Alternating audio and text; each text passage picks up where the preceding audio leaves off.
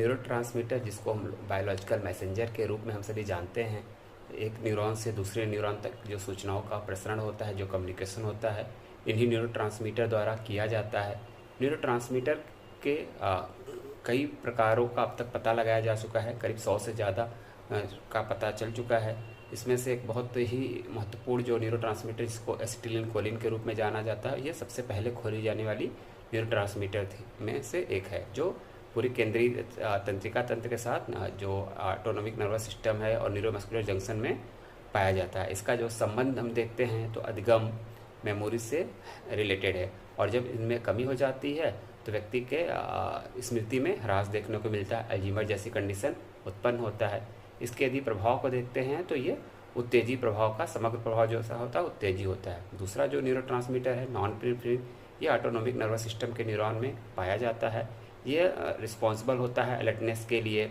इसका यदि प्रभाव को हम देखें तो इसका जो इफेक्ट होता है ये भी एक्साइटेटिव नेचर का ही होता है, यानी उत्तेजनशीलता वाला प्रभाव उत्पन्न करता है। डोपामीन मस्तिष्क के क्षेत्रों में से सबस्टेंस निग्रा में पाया जाता है, ब्रेन स्टेम सबस्टेंस निग्रा होता है, वहाँ ये उपस्थित होता है।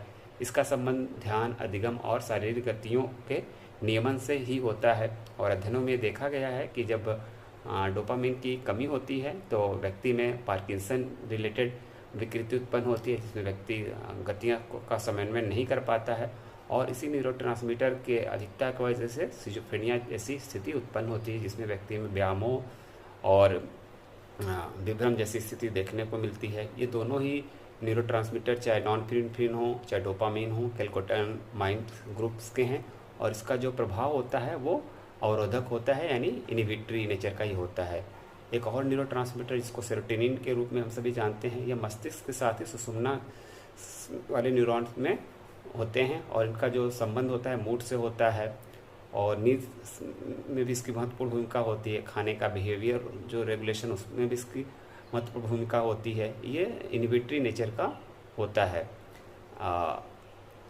गामा एमिनोबुट्रिक एसिड, जिसको हम लोग गाबा के रूप में जानते हैं, यह भी पूरे मस्तिष्क तथा सुषुम्ना नाड़ी से निकलने वाले न्यूरॉन्स में पाया जाता है। इसका जो प्रभाव यदि हम देखें तो ये इनहिबिटरी नेचर का होता है। नींद, खाने से संबंधित जो विकृति होती है में गामा का असमान स्तर देखा गया है। एंडोर्फिन या एनकोफॉलिन्स, यह भी एक बहुत महत्वपूर्ण न्यूरोट्रांसमीटर जो मस्तिष्क के न्यूरॉन से उत्पन्न होते हैं, और दर्द संवेदनाओं के संचरण को ये रोकता है। इसका जो समग्र प्रभाव होता है वो अवरोधक